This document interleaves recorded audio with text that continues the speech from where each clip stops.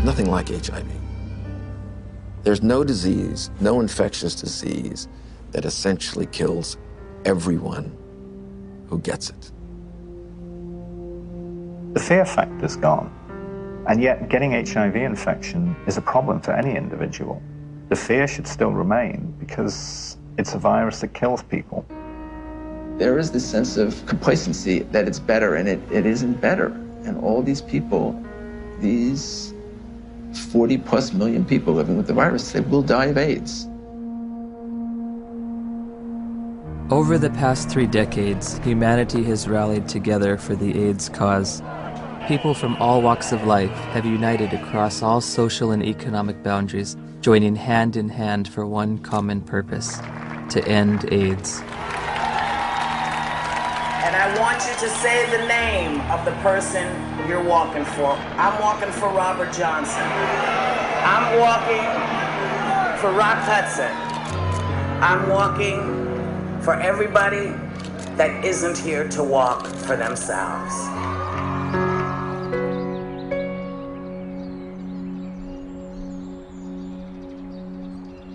The statistics are growing, all except for one. That's the amount of people cured, and it's still 0. In theory, we could cure AIDS on a piece of paper.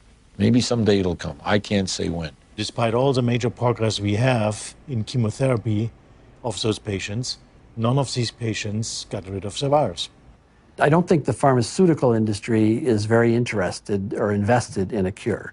You know, I don't mean to be too cynical, but the reality, I think, is that, you know, the situation they've got now, which is lifetime treatment with expensive drugs, that kind of suits them pretty well. A cure is going to require some very tricky and sophisticated molecular biology, and I frankly don't see it happening. Ever? Ever.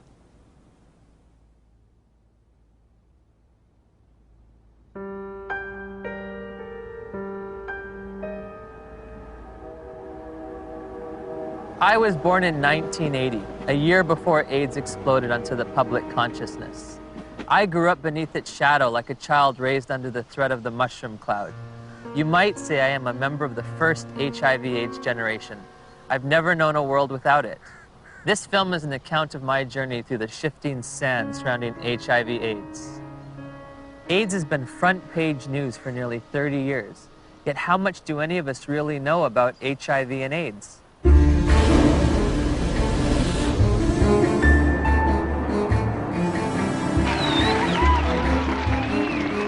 What is the difference between HIV and AIDS? I don't know exactly. HIV is wow. HIV 是它的病毒，那 AIDS 是那个病，所以两种是完全不一样的东西。It's the same AIDS thing. is the actual disease. It's the same I don't thing. know really. I don't know the difference. I know HIV is less deadly. Pour moi, il y en a pas forcément. Enfin, c'est vrai que j'établis pas de différence entre les deux. What would you say is the difference between HIV and AIDS? Yeah, there's no big difference, is it? HIV/AIDS is just the starting point. HIV is a virus. The actual virus is AIDS. People around the globe were just as confused as I was. So I sought out the world's leading HIV/AIDS authorities, among whom were the discoverers of HIV, the key White House advisor on AIDS issues, and the executive director of UNAIDS' global response to the epidemic. Meeting with these distinguished experts, I candidly asked, what is the difference between HIV and AIDS? The difference between HIV and AIDS is a really critical concept, and unfortunately it's one that seems to escape a lot of people, or just they don't remember it after hearing it. HIV is a virus. AIDS is a syndrome caused by infection with the virus. So you don't get infected with AIDS, you get infected with HIV, and that causes AIDS. The biggest problem with the HIV theory of AIDS is HIV. There is a group of AIDS denialists that say that HIV does not exist and has never been isolated, which is as bizarre as it gets. We do not say that HIV doesn't exist. What we say is that the presently available data does not prove the existence of HIV. The reality is that HIV does exist and does cause AIDS. I mean, the evidence is incontrovertible. HIV causes AIDS. All right, that's a theory that's there. Let that theory be there. But let's have some other conversations. Let's have some other research. Let's have some other funding. Maybe something else is working here. No. Why nearly 3 decades since its discovery does there continue to be debate over HIV? Why is there no cure in sight? To answer these questions, I needed context. The past is prologue, so my journey begins with a step back in time.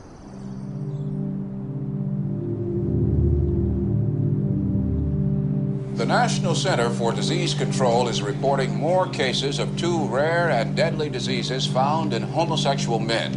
There is no apparent explanation for the outbreak. Obviously, this is an issue with great emotional fervor, but... How can we stay unemotional when people are dying every day from a disease the CDC has yet to name? For crying out loud, if the CDC won't name it, at least demand the press stop calling it GRID.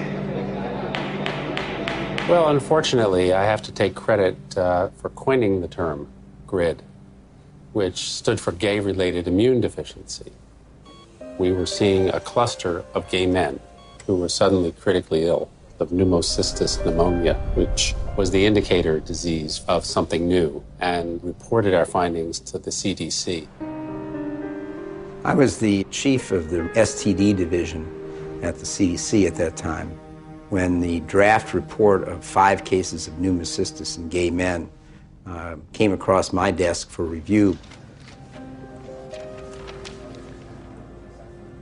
Shortly afterward, cases of a very rare cancer called Kaposi sarcoma were diagnosed in young gay men. My first reaction was, this is an extraordinarily important finding. The CDC was looking for something like that when it came along. They were looking for it already. They were hoping there was going to be a new plague because polio was over. The CDC's budget was getting decreased. This is back in like the early 80s.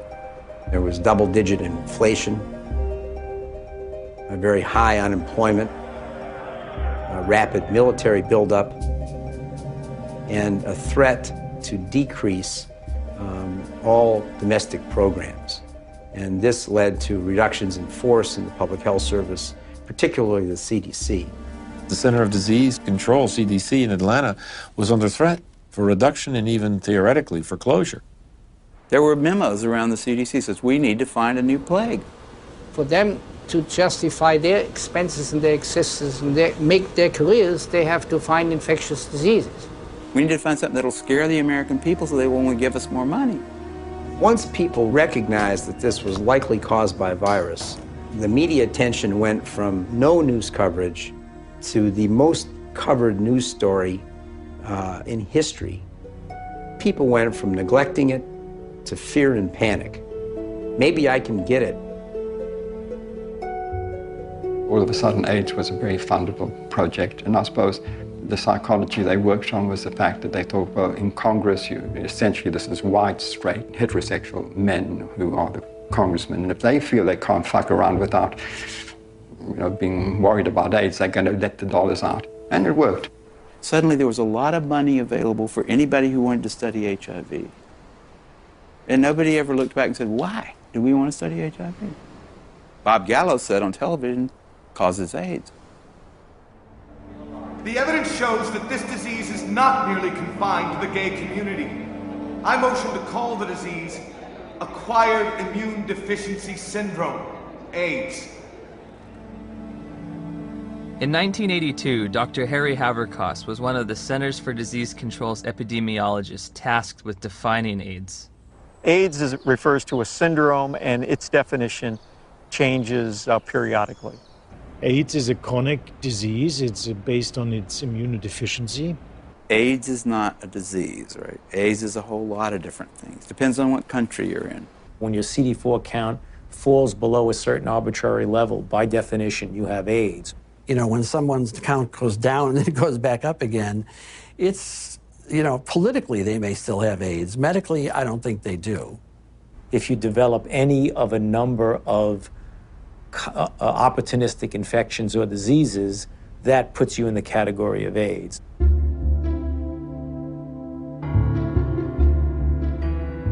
We don't even know what AIDS is. AIDS is so hard to define because they change the definition of it every year.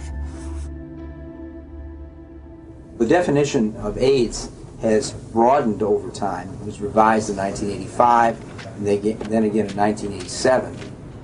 The changes in the definition have been political. Every time they change the definition, the numbers go up. The definition has changed many times. The biggest change was probably in 1993, which they then, added the CD4 count and HIV, and, so you could not even be ill, but if you had a CD4 count consistently below 200, you now had AIDS. A closer look at the Centers for Disease Control's documents reveals that AIDS numbers actually declined in 1993, but a retroactive definition change increased the estimates by more than 100%. The more diseases they could lump into this AIDS syndrome, S stands for syndrome, the better the chances are they get patients under that umbrella, the more patients they could catch. As time goes along, definitions get used for a variety of issues, and some of those are not based solely on scientific decisions, but politics and capitalism and reimbursement comes into play. For example, a person with hepatitis C, even say here in San Francisco, if you've got hepatitis C and only hepatitis C, you're shit out of luck. Having an AIDS diagnosis, I get a free apartment. The city of San Diego pays my apartment. I can have the state of California pay for many medications related to HIV. I get Social Security benefits. I can get discounts on my supplements at the local health food store.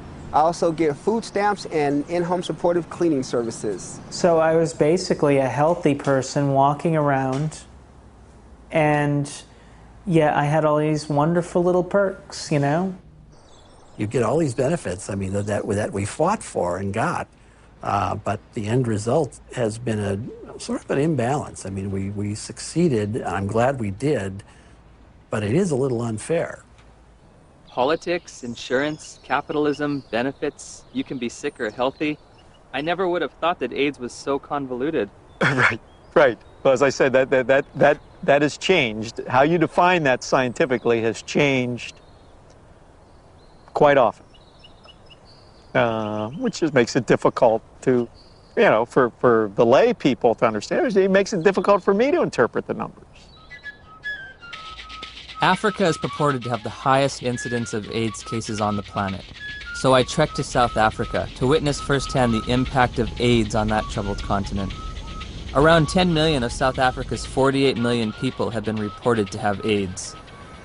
It's only a 10-minute drive from Cape Town's pristine modern airport to the squalor of neighborhoods said to be ravaged by AIDS. All the facts on HIV and AIDS with Griselda on Metro FM Talk. It's World AIDS Day. There are functions, there are gatherings. The international theme is Stop AIDS, Stop HIV and AIDS. Keep the promise. So many years later, we keep saying the same things, HIV, HIV, HIV. And yet, each time I hear words like HIV and AIDS, I just want to pull my hair out. I'm just so fatigued about how we've packaged the messaging. All we talk about is AIDS. It's a sex virus. You have to use condoms or you die. It's a sick and sad message. People can't think outside AIDS anymore. It's just a shocking, sad reality. The first AIDS meeting on the continent of Africa was in 1985 in Bangui. We were there with a few people who had experience on AIDS in Africa. And one of our problems was, how can you diagnose AIDS in Africa in the absence of very sophisticated laboratory support? Even though by 1985 there was a HIV test, most of Africa didn't have access to it. So one of the things that we did in that meeting was to sit down and hash out the so-called Bangui criteria for the diagnosis of AIDS in Africa.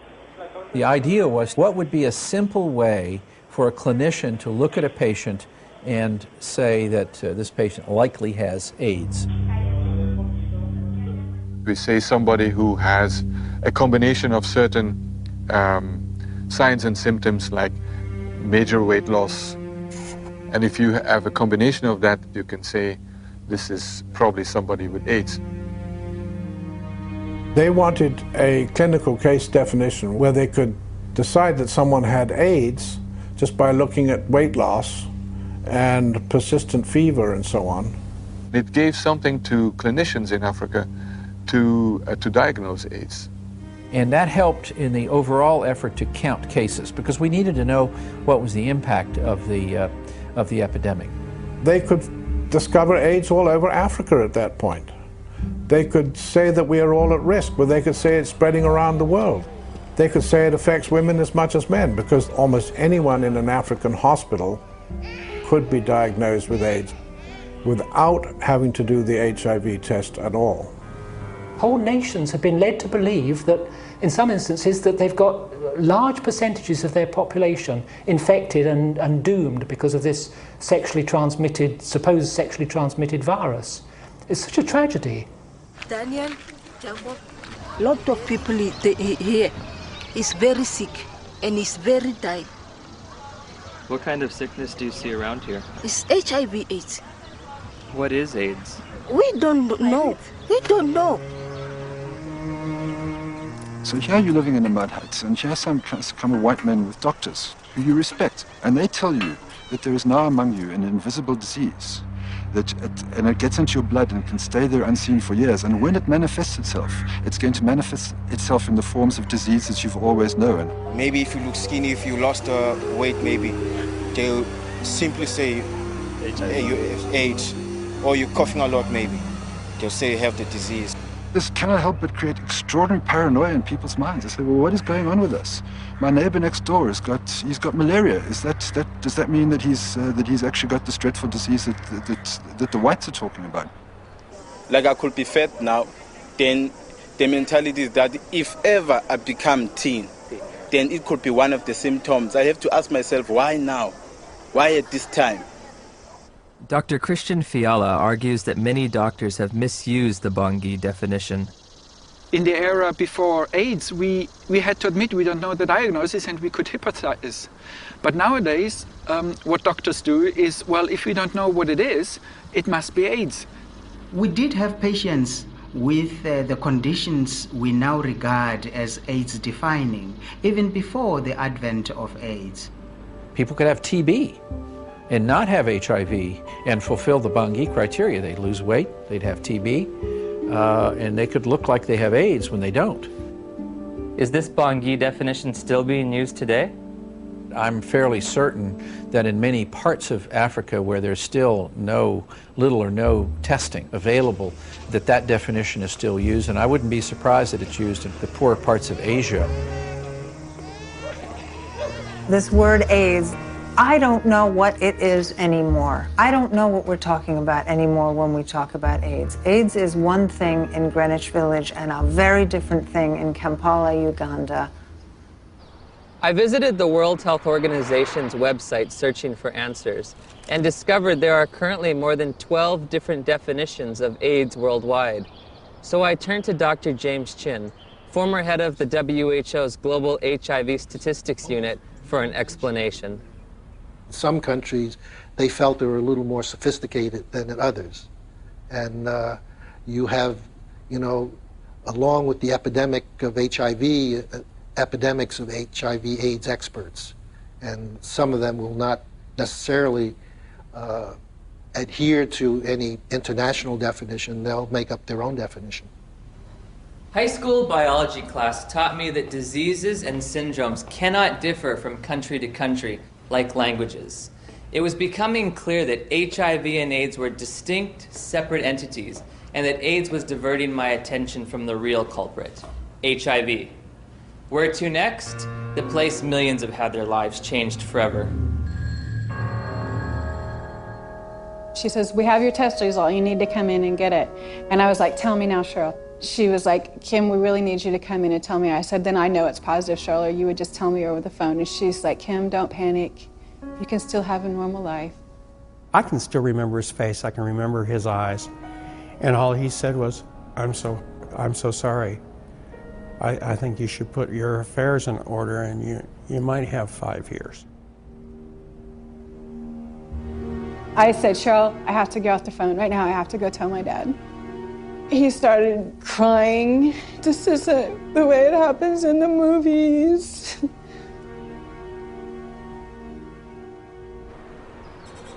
It's 7 a.m. here in Johannesburg, South Africa, and I'm a little nervous because I'm about to go in for my first HIV test.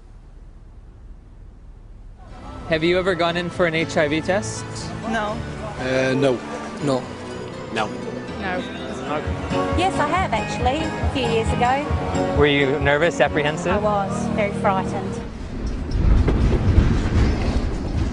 The nearest testing center wasn't in a hospital or in a doctor's office, but on the main concourse of a bustling train station, beneath a few portable tents.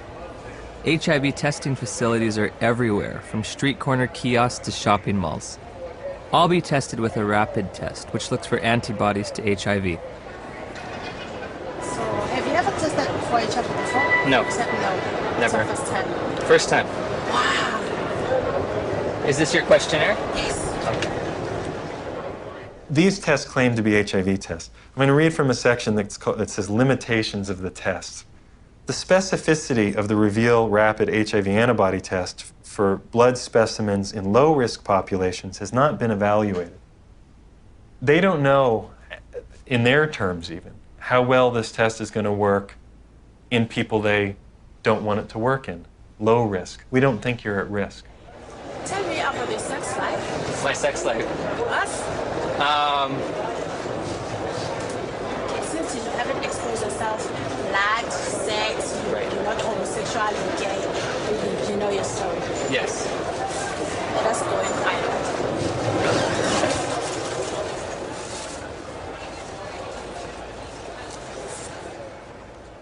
In 1990, we flew to Romania to adopt a baby. We found Lindsay, and she was only 2 weeks old. I can still remember that feeling, just holding Lindsay for the first time, thinking, now my dream is going to come true. I'll have one of those children. Before we left Romania, we had to make sure that she didn't have HIV. We had to find a doctor, and he did the test, and it came back negative. We flew home just after Christmas, 1990, and thought we had it made.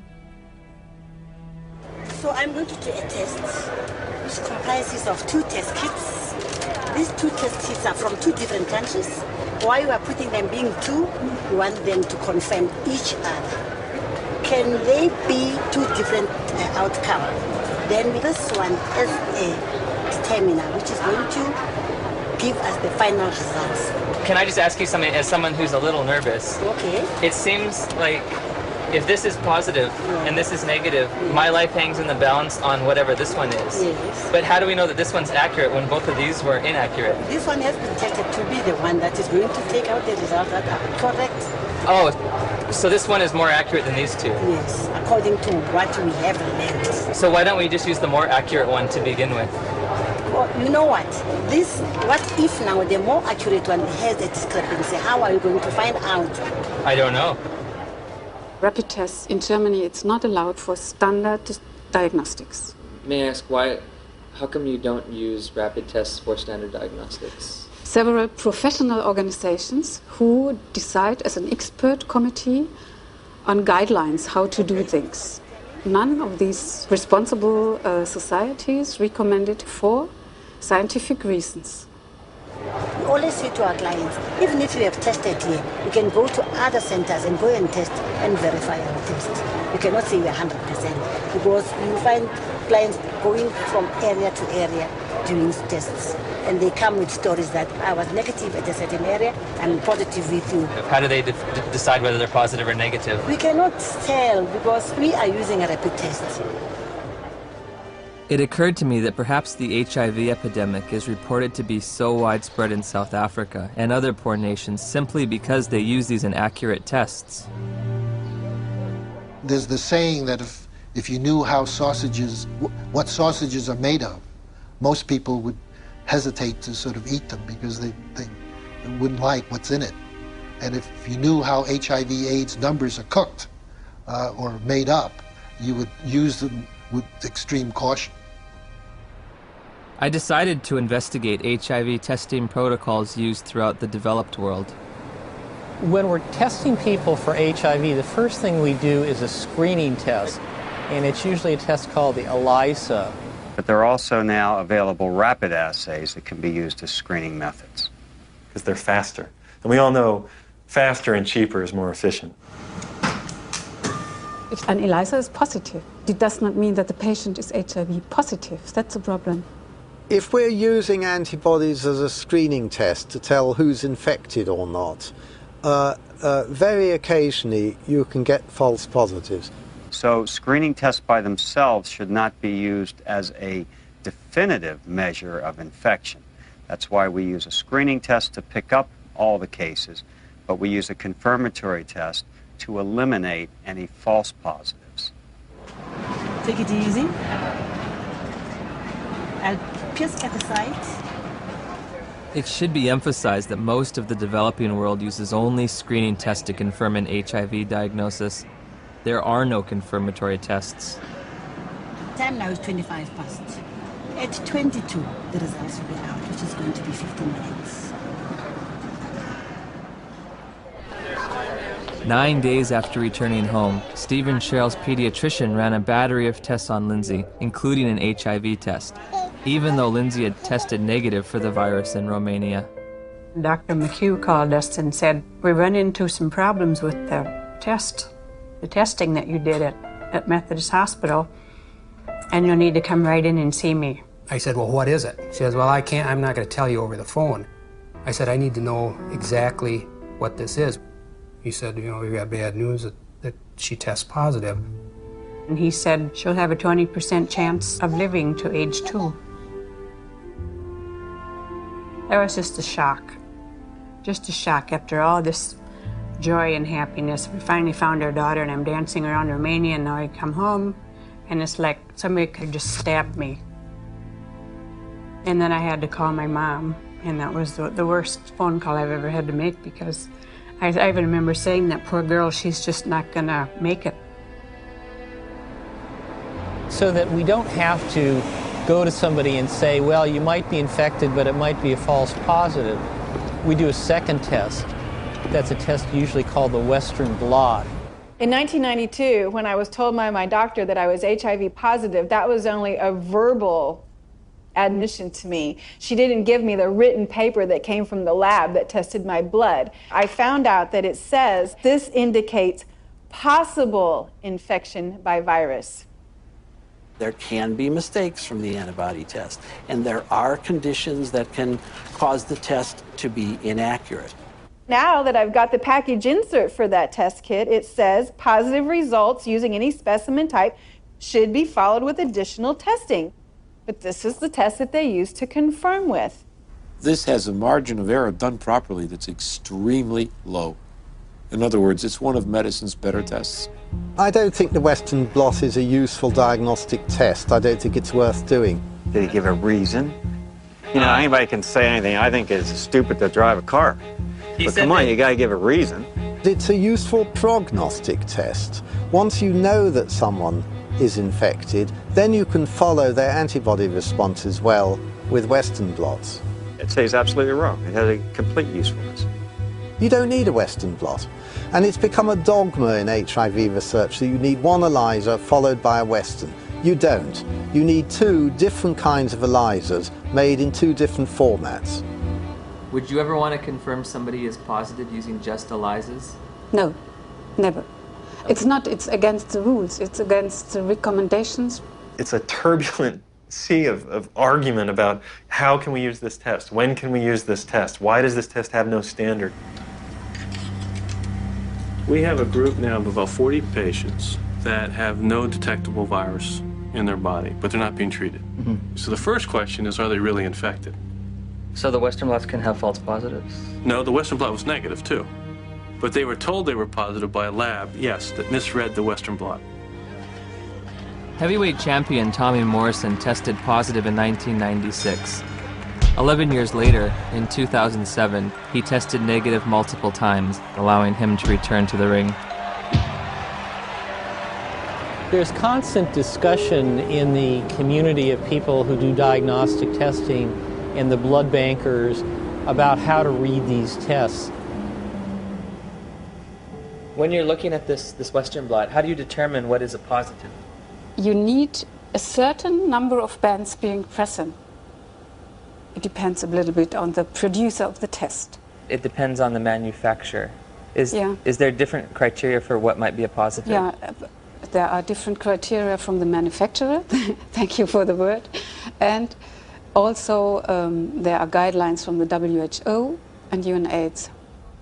Well, HIV infection is diagnosed with rather now routine laboratory tests, which for which there are criteria for diagnosis established by the manufacturer, FDA. Claudia showed me the package insert that comes with the Western blot. It contains 8 different sets of criteria for diagnosing HIV infection.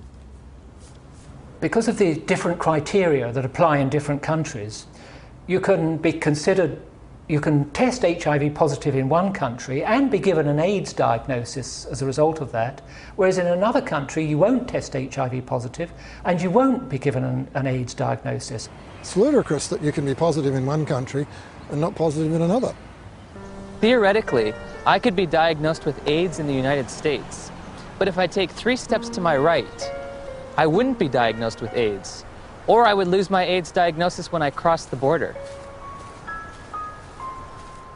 In 1992, I was encouraged by a doctor to take what's called an HIV test as a matter of social responsibility, and I was shocked and devastated and horrified when the results came back positive. It was one of those moments that everyone fears their whole life. A week later, I take the same test to an AIDS specialist. He looks and says, "This isn't a positive test. I don't know what this test means." Since a false positive looks like a true positive, how can you ever distinguish whether it's truly a positive or a negative? Well, that's a great question. It's going to be very hard to determine a false positive. So I take the test again, and this time my results come back marked from the lab, indeterminate. I'm faced with the decision, do I want to wait 6 weeks to test again or do it right away? I opted for right away. My results that time come back positive. Took it again, came back negative. I took it again, positive. What happens if you're positive on one criteria but negative on another manufacturer's criteria? How do you decide who's infected and who's not? You will use the most sensitive criterion. In late December of 2007, I read about new legislation passed in New Jersey calling for the mandatory testing of pregnant women or newborn infants should the mother's status be unknown. HIV mandatory testing, to me, is a no-brainer. I'm very much opposed to the concept of mandatory testing of any population because the tests are scientifically shown to be unreliable and inaccurate. You have no reason to fear this bill. And my hope is that eventually this will become a federal law so that every woman in this country would be tested. But HIV testing isn't an absolutely precise science. When I confronted my doctor about that, she said, we're way past Western blot now. We have the viral load test. But when you get the package insert for the viral load test, it says, if you test positive, you are considered confirmed infected with HIV. But at the bottom of the page, in fine print, it states a person should have additional testing. It does not allow you to tell a single person on this planet that they are HIV positive. And it's a scandal that this test continues to be used. So again, I'm asking, where's the test? Where's the test that can confirm a diagnosis of HIV infection? And I can't find one. I have the package insert from the manufacturer which they supplied me with. And under limitations of the test, it states that risk factors should be used in conjunction with the test. Has a person had sex? Have they used drugs? Have they had a blood transfusion? And then in conjunction with the test, not the test alone, but with the test, then you decide whether the person is positive or negative. Do the answers to these questions help aid in the diagnosis? Of course they did. Really? They do. Now, if I tell you that the test you took was lousy and didn't mean a thing, does that make any difference for everybody to hear? It'd make a difference for me. Yeah, I know. How can we say that HIV is the cause of AIDS when we don't know, based on current tests, whether or not anybody diagnosed positive actually has HIV? President Thabo Mbeki will officially open the AIDS conference tonight. Delegates here are hoping he will finally separate himself from the AIDS denialists. We remain convinced of the need for us better to understand what would constitute a comprehensive response in a context such as ours, which is characterized by high levels of poverty and disease. As I listened and heard the whole story told about our own country, it seemed to me that we could not blame everything on a single virus. I thought this man must be an idiot. Everyone in Africa is dying of AIDS. I know this because I read the New York Times. It's beyond doubt. Rion Milan was hired by Rolling Stone to investigate and debunk President Mbeki's misguided ideas. Where to begin? The numbers. My very first action, I opened Johannesburg's Yellow Pages. I thought that I could illustrate this with a scene that began in a coffin factory in Johannesburg, where workers are working overtime trying to create caskets for these mountains of people who are dying of this condition. And I discover that in the midst of what UNAIDS says is a plague, is that half of the coffin factories in Johannesburg have gone bankrupt. In South Africa alone, it's about 1,000 people dying every day from AIDS. If you're an advocacy agency and you perceive low numbers to be bad, your bias may be to accept higher numbers even if they're not scientifically sound. I know Jim Chin quite well, and I was the chairman of the steering committee on epidemiology of the global program on AIDS in WHO when Jim Chin was in charge of epidemiologic estimates. And we could never get information how the WHO estimates were made then. So we were very critical in these days because we felt it was not based on enough evidence. It's possible that he didn't read the materials we sent him or he didn't understand them, but we did send information to anybody that wanted to know about the estimates because they were pretty transparent. In an attempt to get to the bottom of the statistics debate, I've come to Geneva, Switzerland to look at the World Health Organization's official numbers. And what we found, there are no numbers, only assumptions and estimates. How are the monies divvied out to states for AIDS prevention or AIDS treatment? How is government monies sent out to different states and communities? The more AIDS you have, the more money you get. Exactly. The AIDS buoyaners have a vested interest in maximizing and squeezing the data to get the worst possible scenario that they can out of it, because the worse the situation is, the more compelling their fundraising claims are. When UNAIDS was created, about $250 million was spent on AIDS in poor countries. 10 years later, it's $10 billion. That's an unprecedented increase. Still not enough. When that was created, the first thing Peter Piot said was that UNAIDS is an advocacy agency, pure and simple. And this was my first objective when I came into this job, and that was put it on the political agenda. He divested himself of all of the program aspects and the scientific aspects of AIDS. This is not a scientific issue. This is a matter of politics. Except one unit. He kept sort of the numbers unit. we are really doing a major disservice to say it is not as bad as it looks like, because actually it is much worse. 1 month after my interview with Dr. Piot, the Indian government slashed their estimates by nearly 60%. Shortly thereafter, UNAIDS acknowledged they'd been overestimating global HIV statistics for more than a decade. They've painted themselves into a corner, and now their house of numbers is falling apart. America is leading the fight against disease, and I call on you to double our initial commitment to fighting HIV/AIDS by approving an additional $30 billion over the next 5 years.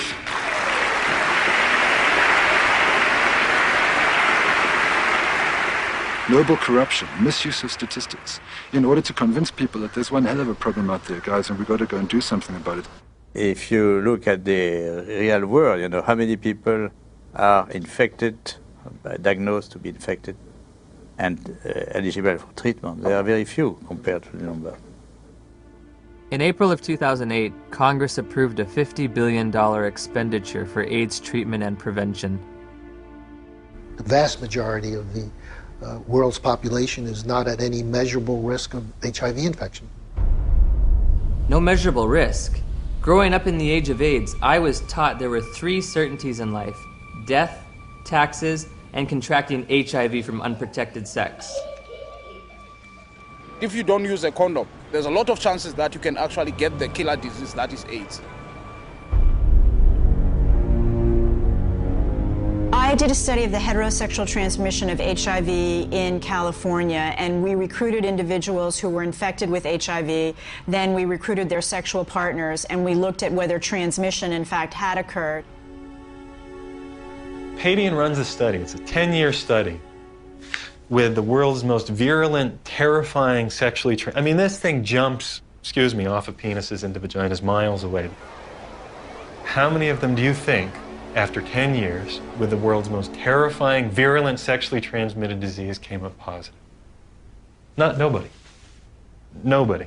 Nobody who was negative came up positive. 0. I think HIV is more difficult to transmit than probably most other sexually transmitted diseases. I mean, I think that's pretty widely known.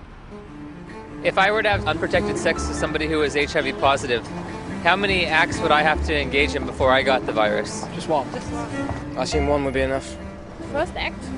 1 is enough. Remarkably, HIV is a difficult infection to transmit.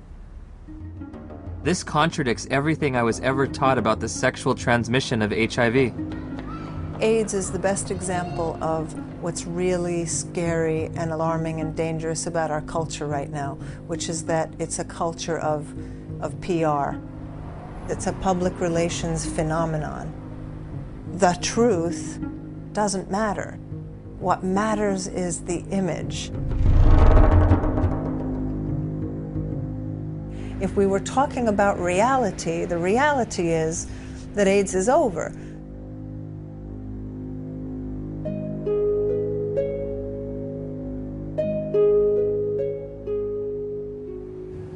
Somebody decided in the early 80s that there's this infection called HIV.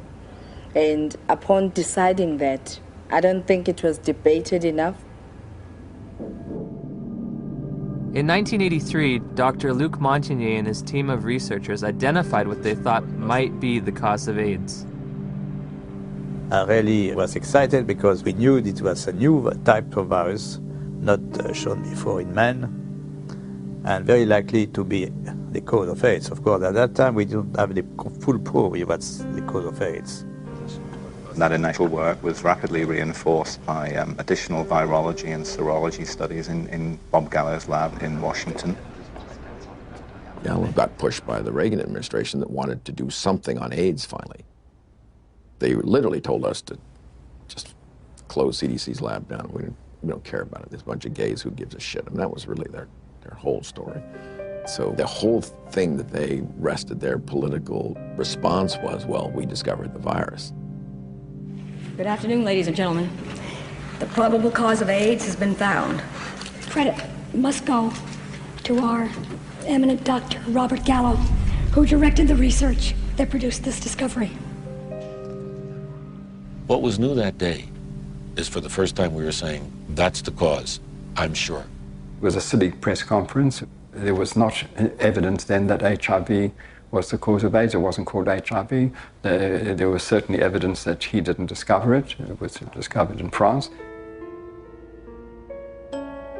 The conference was held before any of Robert Gallo's papers were published, therefore before any other scientist had a chance to review them and look at the evidence and see if he got it right or wrong. Gallo's philosophy was to have people to whom he would give the virus be in his own control, so that any information that came out of that would come through him, so that he got all the information. Indeed, often put his name on publications and would, quote, collaborate with them. But should you have any broader view other than his personal glory and your personal glory, this was not a scientific pursuit in any way. The U.S. Department of Health and Human Services decided from now on, we are only going to fund AIDS research that assumes that Robert Gallo's virus is the cause. I didn't think that HIV in 1984 was the cause of AIDS. That's why I did the study comparing gay men with Kaposi's and gay men with pneumocystis. I assumed there must be something else. If you go read my paper from 1985 that Kern and Jaffe would not sign on to, I actually lay out the cofactor hypothesis in that paper.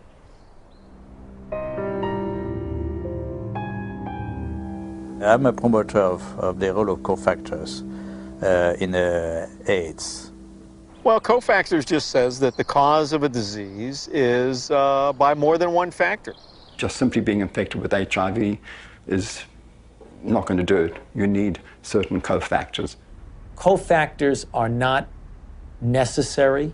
Dr. Fauci would say HIV causes AIDS without the need for anything else. That's kind of ridiculous. The data that indicate that any different type of infection like mycoplasma or something like that is a necessary cofactor, I believe those theories have been debunked.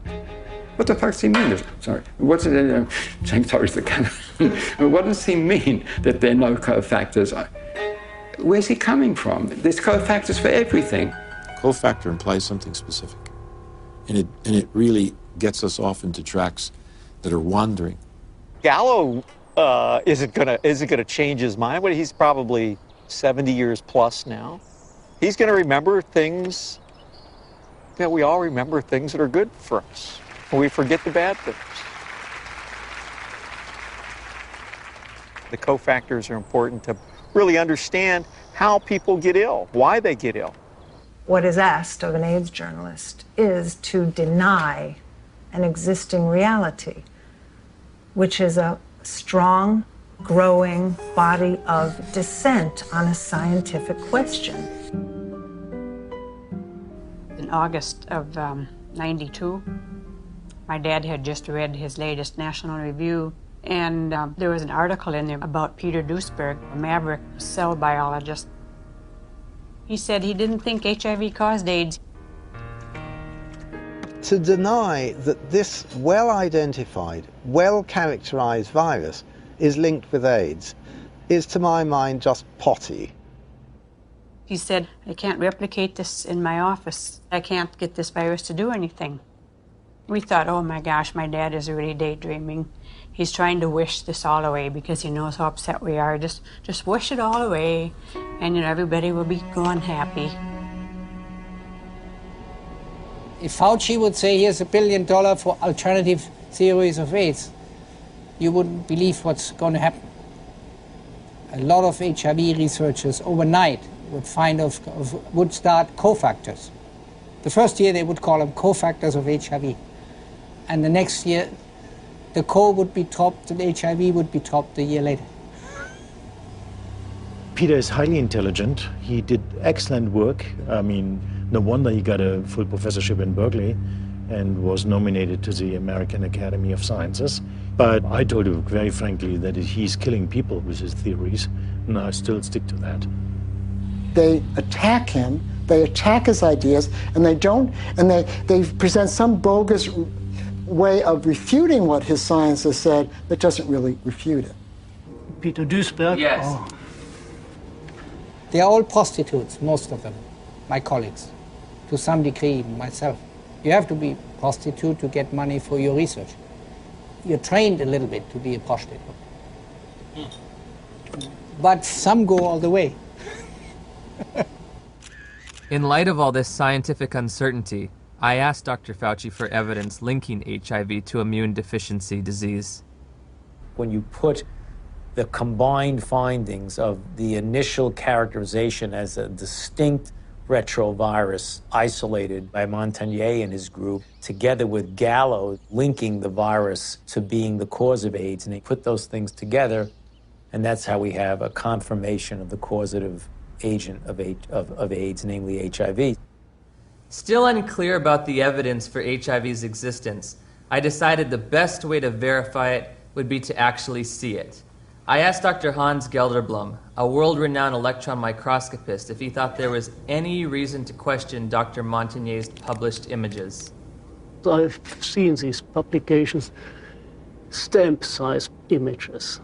It's a nuisance. It's a nuisance. You do not really see much.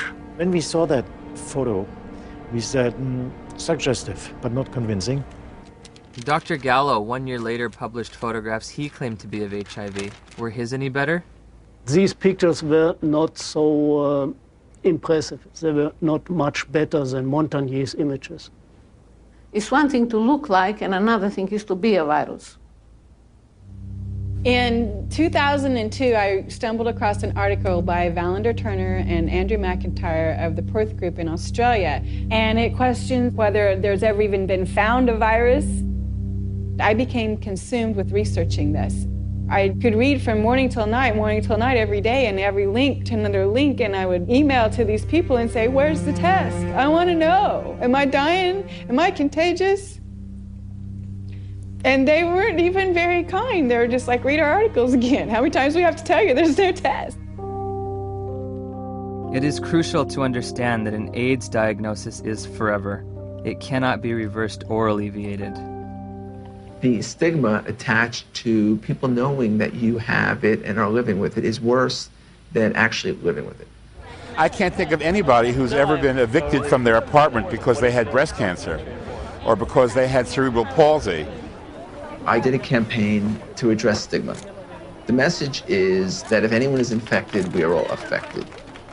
Some have it medically, some have it socially, some have it culturally.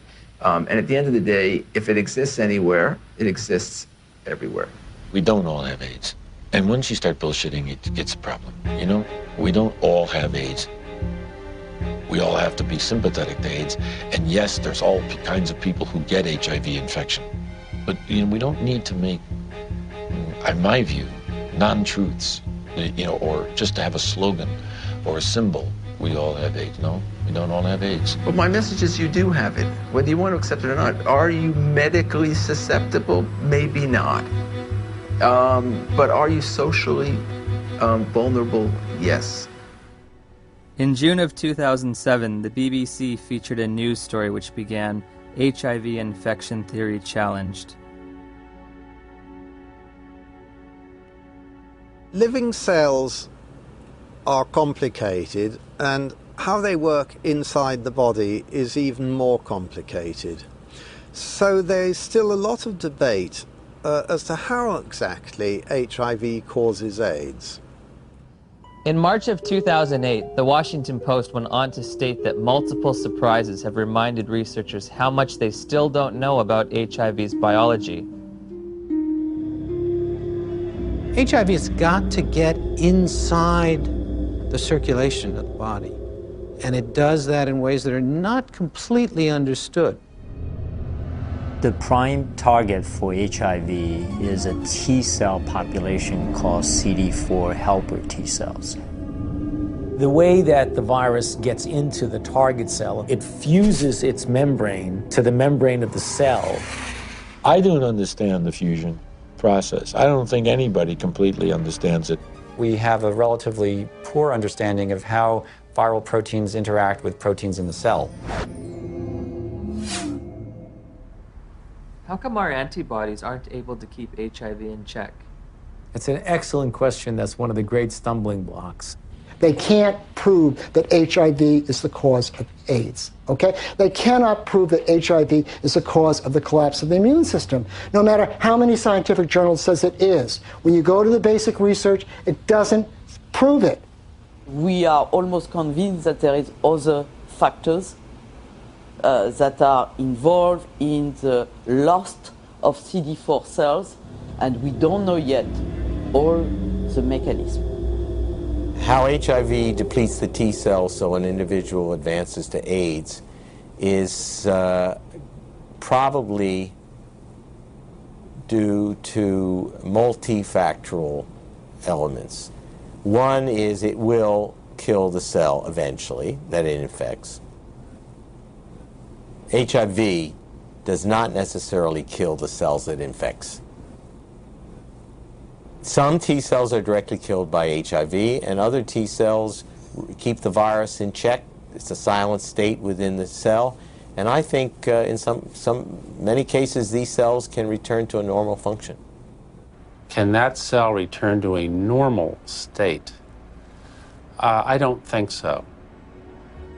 When I was told I was HIV positive, I accepted that on a very deep level.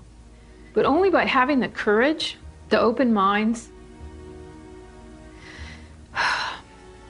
and the open hearts to answer these questions are we ever going to know how to help people, how to do what we need to do to help people.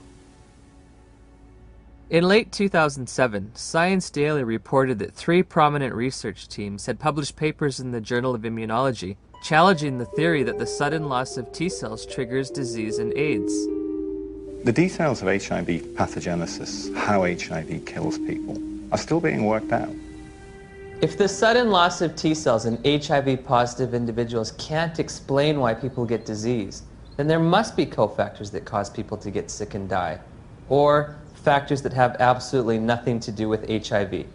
While researching HIV hotspots, I began to realize there is a direct correlation in these places with another condition that leads to immune deficiency and death. I think it is important to keep in mind, especially for us in the West, that poverty is not a romantic issue. It is a deadly issue.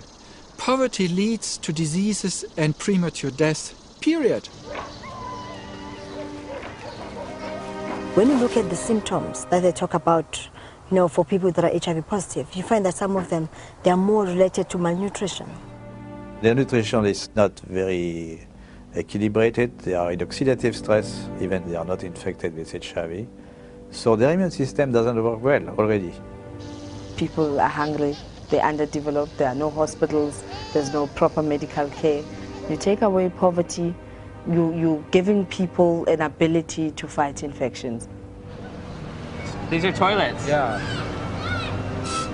We don't have flushing toilets.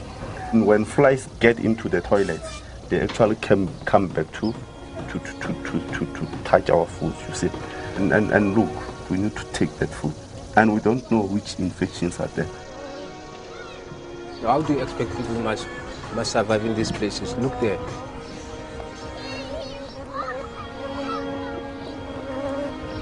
How many white people they are staying in this house like this one? In Cape Town it's different. You go to suburbs, you see the suburbs is different from our places.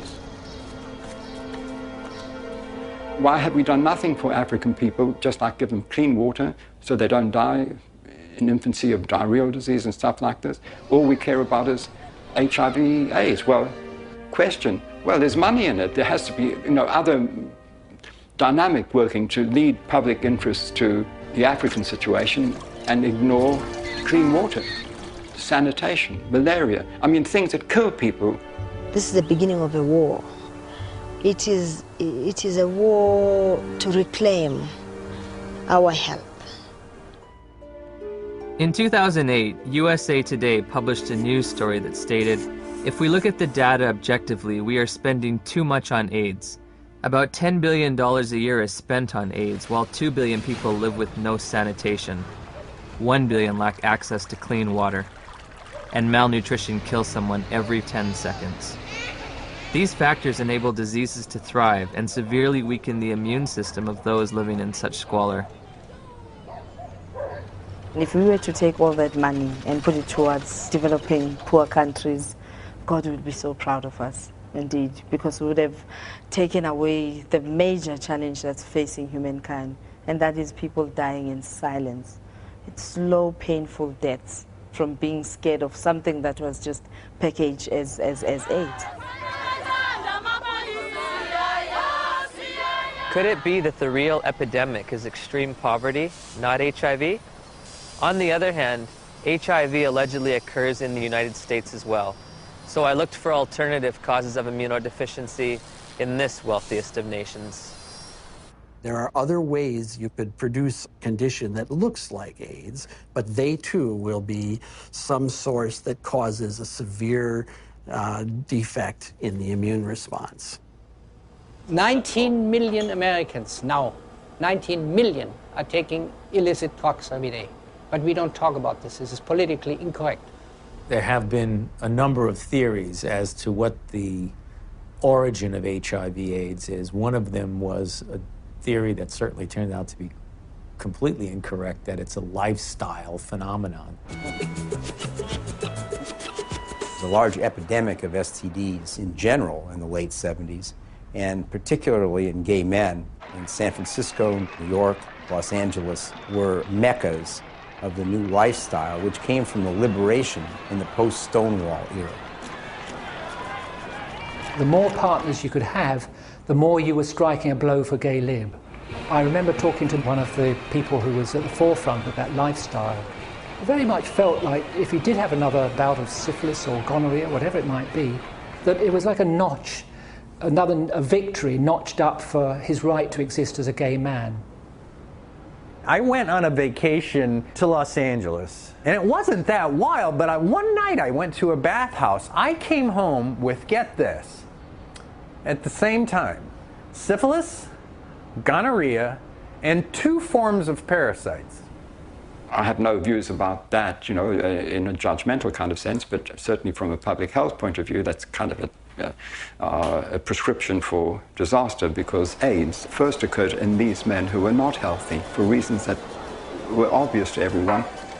You're talking thousands of partners, sometimes hundreds, per month, lots of antibiotic use, lots of drug use, and the result were people were getting pretty sick. There's a drug called amyl nitrate. It was developed in the 1850s and 60s. Came in ampules, and they became known as poppers because you'd pop them when you open these ampules up to sniff them when you had coronary artery disease. The first AIDS cases, for example, that Mike Gottlieb reported were all 5 gay men. They were young. They all used poppers. Poppers, something you walk around huffing all night. I mean, it says flammable, fatal if swallowed on the side of the bottle. They're walking around huffing it all night long. Why?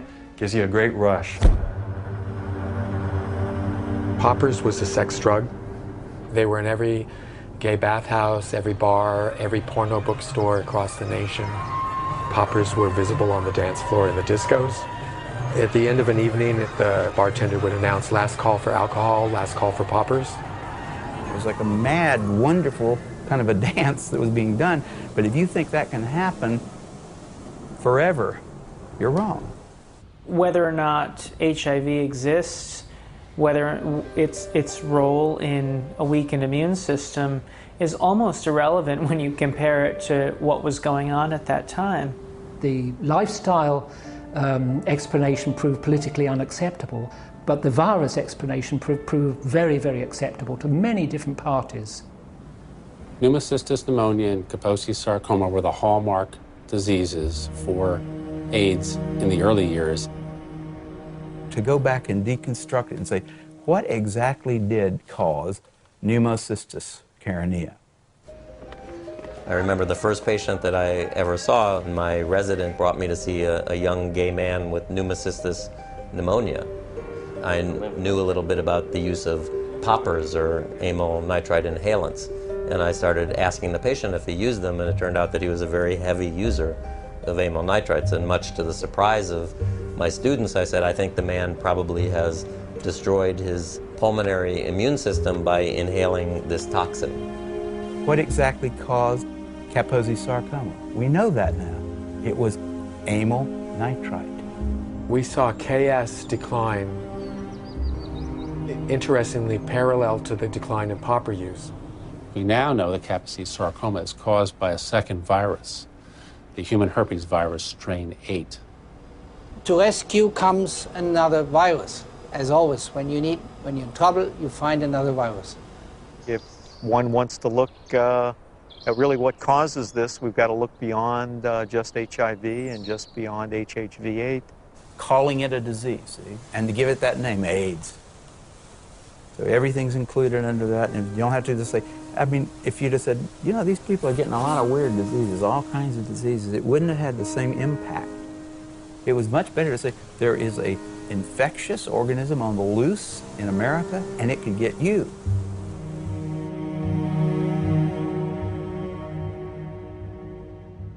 I had interviewed the world's leading HIV experts and discovered that the two benchmark diseases of AIDS have alternate explanations. Once again, I turned to Dr. Gelderblum, seeking proof of HIV's existence in the most recent images available. Here, you do not see anything about the details, but I would say it's probably a virus. These are HIV here? Yeah. Oh, so are these HIV too? Yeah, yeah. Everything's Probably. Probably. Yeah. What can I tell you? You know, I mean, it exists. Gallo said he had all these viruses, and it was a lie. I think HIV totally has turned out not to be the cause of AIDS. HIV has turned out not to be. Gelderblum's images, said to come from isolated HIV cultures, provided no proof for HIV's existence. So I asked Nobel laureate Dr. David Baltimore and Dr. Robin Weiss how they would isolate and photograph this elusive virus. Well, didn't Dr. Gallo do that? I mean, he actually isolated it, so... Yeah. I mean, why should I do all of this? This is all textbook stuff you're asking me. I'm not quite sure what's behind your question about isolation. I don't want to be your textbook, you know? Okay. I got other things to do. They're embarrassed. The scientists have been embarrassed about this. They know that it's flawed. In 1987, the CDC made two mind-boggling changes in the definition of AIDS, which are in effect today. You can be diagnosed with AIDS without ever having an HIV test. In 1987, I had a lesion on my arm, and it was KS, Kaposi sarcoma. A doctor diagnosed you with AIDS without an HIV test? Yeah. You can be diagnosed with AIDS if you've tested negative for HIV. Alvin Friedman Keene found 16 patients with Kaposi sarcoma among gay men in New York City in the 80s. They did not have HIV infection. Yet they had AIDS by our definition, right? In a World Health Organization publication, Dr. Chin writes, "It should be emphasized that the surveillance definitions for AIDS were not intended to be reliable indicators of HIV infection." If you have thousands of documented cases of AIDS without HIV, how can HIV cause AIDS? Why do you believe that HIV does cause AIDS? Because that's all the information that I've been given. Because we've never been taught anything different. We have read it, heard it. Because that's what the scientific community has told us. Scientists are supposed to observe, experiment, and reason from what they observe. They're not supposed to grab hold of an idea and cling to it and adjust everything else in their perceptions to fit that idea. I think an HIV positive test means that your life is forever changed. You have a whole new battery of things to consider for yourself. What does it mean to me? It's very hard to find anyone who supports you when you say, I don't think I'm going to die of HIV or AIDS. The typical model of HIV equals AIDS equals death. How invested am I going to be in that model? Everyone who's infected with HIV would like to deny it. It's a bad prognosis. It means you're going to take drugs for the rest of your life, et cetera, et cetera. So there's people who want to say, I'm one of the people who tested positive, but I'm not going to get the disease. Do I start treatment? Treatment meaning the antiviral drugs, if ever. We started taking Lindsay to a doctor at the Children's Medical Clinic. She gave us a prescription for retrovir syrup, which is AZT. It was so important for us to get something to help our baby that we sat on the floor in the pharmacy and gave her first dose. Shortly after Lindsay began AZT treatment, side effects began to emerge. Her eating habits changed quite a bit. She didn't eat well. She was hard to handle at the table. And then the leg cramps started. Once that started, it got progressively worse. She would just grab him and go, ow, you know, screaming in the middle of the night. Just like it was it wasn't an ache, it was like, must have been sharp pains. It just made you feel sick to your stomach. Any drug active on HIV will be toxic because it's not 100% specific on the HIV enzymes. When we switched over to the university, then the dosage of AZT went up, and that's where she started flattening out on her growth chart. The doctors would try to put a positive spin on how well she was progressing. It was mainly in the T cells that weren't always a positive situation. Yeah, the T cell count would go down, and then the doctors would say, well, maybe we better raise that AZT dosage, get that T cell count back up. We were going, I think it's kind of making her sick because she doesn't want to eat. She's having leg cramps. And they'd say, well, it's the HIV, and that's what it does. It's all part of the package. The treatment causes a very similar condition we would expect from an AIDS patient. That's why nobody noticed that there was something wrong with the treatment. I remember in 1992, after I first tested positive, I became involved in an organization called Women at Risk. There were 11 of us at the time on the board and involved in the group. All of us except 3 were on the medications. In the year and a half that I was involved with Women at Risk, every single woman in that organization on the drugs died. Every single one, except the 3 of us who weren't taking them.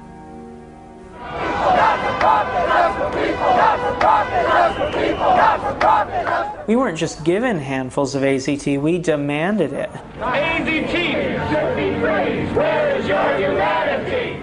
We considered the FDA not giving us these things as being anti-gay instead of being responsible. And so we went and we lobbied and we pushed for all these things, and we didn't think clearly about what it was we were asking for. It's like that saying, be careful what you ask for, it may come to pass. That's the very reason why everybody believed HIV is a deadly virus, because the HIV positive patient at that time got a deadly treatment. Despite the billions spent on the drug, tens of thousands of people with AIDS have died. And now a growing number of studies are questioning the drug's usefulness.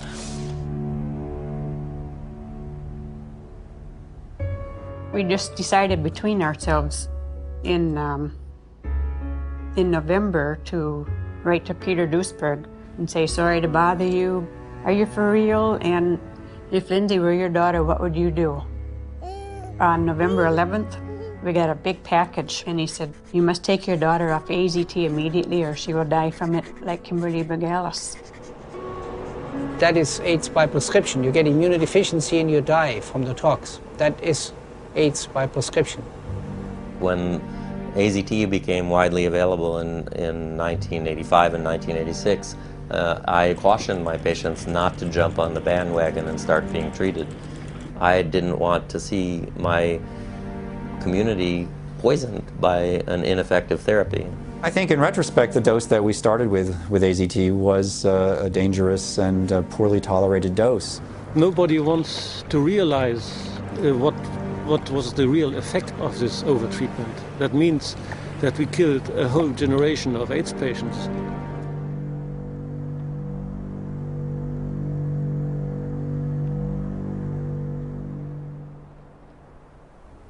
In '96, David Ho announced highly active antiretroviral therapy. Also known as the cocktail, because the treatment combined the newly developed protease inhibitors with older HIV drugs, such as the chemotherapy drug AZT. That was a revolution. What was an 100% fatal illness now could be treated. The AIDS medication today is not that toxic than it was in the early days. And it's a potent drug regime. That means it kills almost everything. I play around with treatment interruption because I think the drugs are toxic. And if I do the drugs continuously without interruption, I think that they'll have a cumulative damage. In the years that we've been using the cocktail, we've found that there are lots of side effects. In South Africa, I spoke to a couple of pharmacists specializing in HIV treatment. How often do you see side effects in patients? Yeah, all the time. All the time. Almost all the time. We saw the lipodystrophy, the buffalo humps at the back of the neck, then the lipoatrophy, which is the loss of fat in the face and the arms, giving people a very gaunt look. The risk of heart attack seems to be increased in people on these drugs. With what we have now, the side effects eventually are going to outweigh the benefits. So patients really do better for the short term, but in the long term, they die also. In 1994, Audrey Serrano tested HIV positive. While initially healthy, she was prescribed AIDS drugs which nearly killed her and left her scarred for life. In December 2007, after multiple negative tests, she was awarded $2.5 million in damages. Some people are very fortunate. They don't have these side effects, but many people do. So prolonged treatment is impossible. I know people that are like horses, have no impact with some drugs, no side effects, and somebody else falls apart. The new generation of antiretroviral drugs are less toxic. They can be more tolerated. But for how long? I agree. We cannot give a treatment for life. It's not like insulin, you know, it's something which is toxic. Has a patient ever died from the side effects? Yeah, sometimes it happens. AIDS drugs are all classified as black box drugs. A black box drug is the most severe warning that our FDA will put on a product. It means you could die taking this because other people have died taking this. My sister Joyce was my best friend. She's a great mom and just a very lively person. In 2003, Joyce found out she was pregnant with a second child. She was offered an HIV test as standard prenatal care by her obstetrician. She called me at work and she was like, I got something to tell you. And I was like, well, what is it? She said, I'm HIV positive. So I took a deep breath. I said, well, it's not the end of the world. And she said, well, Nell, I met this doctor today and he's a specialist. And he says that there's some medicines I can take that'll keep my baby from being HIV positive. Nevirapine. Warning. Severe life-threatening skin reactions, including fatal cases. One morning, she was covered in these welts and this rash. It was all over her face. It was all over her chest, all over her arms, her hands.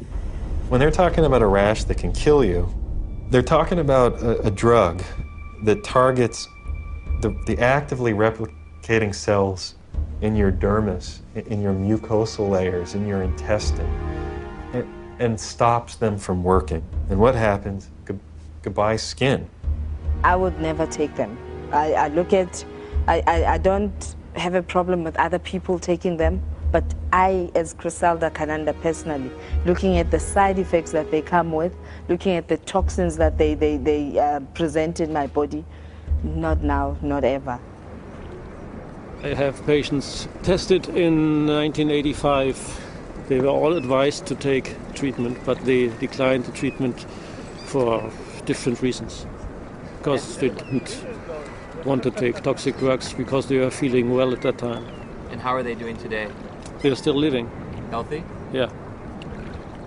Once we came to the conclusion that this was the drug that was causing this problem, irregardless of what the HIV was going to do, she was going to come off the drug no matter what.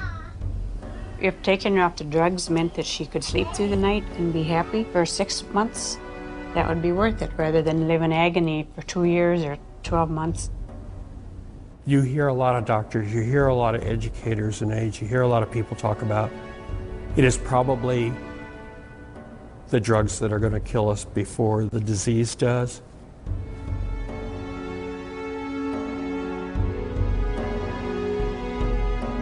What are the drugs doing to the bodies? They're putting the bodies into coffins. Before my sister started taking the drugs, she was healthy. After she started the drugs, she developed an allergic reaction, which made her look like a patient with full-blown AIDS. She was admitted to the hospital. She continued to spiral down. And within 37 days from her first date of taking the medicine, she was gone. When news of Joyce's death reached the NIH, emails were exchanged between the director of the AIDS division and an ethics and safety officer. Ed, there was fulminant liver failure resulting in the death on this trial last week. Ouch. Not much we can do about dumb docs. They're cynical enough to introduce drugs that they know will have toxic effects and will carry a certain mortality, and they know that the life of the drug before this mortality becomes too obvious to ignore is, say, 2 or 3 years, and they work out what the sales are going to be in those 2 or 3 years, and then they know they're going to have to reduce the dose. Joyce has 2 sons. Jamal he's in his senior year of high school this year. Sterling will be 4 years old. And in my mind, they were robbed of their mother. If someone's going to be giving me a diagnosis of certain death in 5 to 7 years, I want scientific proof. This isn't a religion. My interest in questioning and breaking and exploring does HIV cause AIDS is an instinct to liberate people from a death sentence that isn't theirs to carry. After we took Lindsay off AZT, her weight did go up. Within a couple of days, the leg cramps went away. And her physical body seemed to be doing pretty well, but it was like she was disturbed. She was agitated very easily. Her lifespan changed all the time after she got to be 2 years old, and then she'd only live to be 5. When she got to be a little older, then they said, oh, she might live to be 7. Yep. But definitely wouldn't live into double digits, and that's just was our life then. Although Lindsay was on AZT for 22 months, she made a full recovery from the pernicious side effects. Lindsay will be 19 in October of 2009. Because it's been surrounded from day one with so much emotion, so much fear, so much psychology, so much drama, very few people are capable of looking at AIDS logically. We can be exposed to HIV many times without being chronically infected. Our immune system could get rid of the virus within a few weeks if you have a good immune system. If you have a good immune system, then your body can naturally get rid of HIV. Yes. If you take a poor African who's been infected and you build up their immune system, is it possible for them to also naturally get rid of it? I would think so. It's very easy to get people to think the right thing if you get the right on the tablet the first time. But once something's on the tablet and you gotta erase it and put something else, it's very hard to get people to think differently. The victims of HIV and the dedicated professionals combating it deserve our sympathy, compassion, and respect. However, at Journey's End, I find myself perplexed, bewildered at times with an overall feeling of dismay and sadness.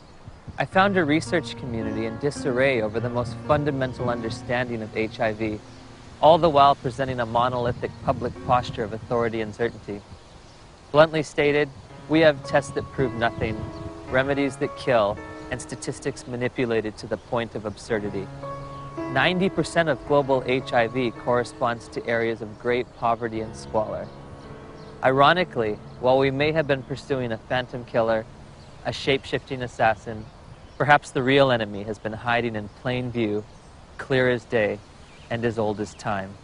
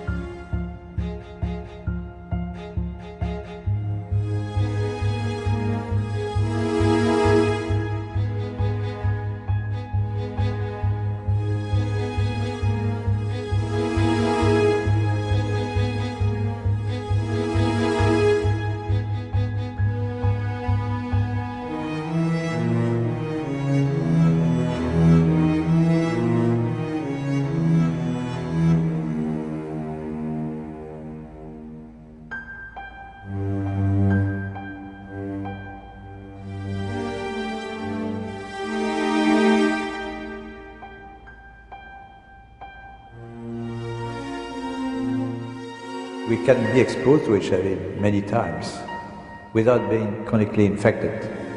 Our immune system will get rid of the virus within a few weeks if you have a good immune system. If you have a good immune system, then your body can naturally get rid of HIV. Yes. How can we say that HIV is the cause of AIDS when we don't know, based on current tests, whether or not anybody diagnosed positive actually has HIV? Some people are very fortunate, they don't have these side effects, but many people do. So prolonged treatment is impossible. Called CD4 helper T cells. What the fuck's he mean? What's it in? It uses its membrane. What does he mean that they know it's an effect? Where is he coming from? There's factors for everything. To the membrane of the cell. And then it There inside cells, virus grows and they form into cells. You're wondering. Gallo is it going to change that? It's put out in the circulation, finds other CD4 cells that are effect. There is an ongoing battle. Cells die, the body will replace those cells that die, but there's not an infinite capacity to use cofactors are important. This battle between HIV... How people get ill, why they get ill. What is asked of an AIDS journalist is to deny an existing reality, which is a strong, growing body of dissent on scientific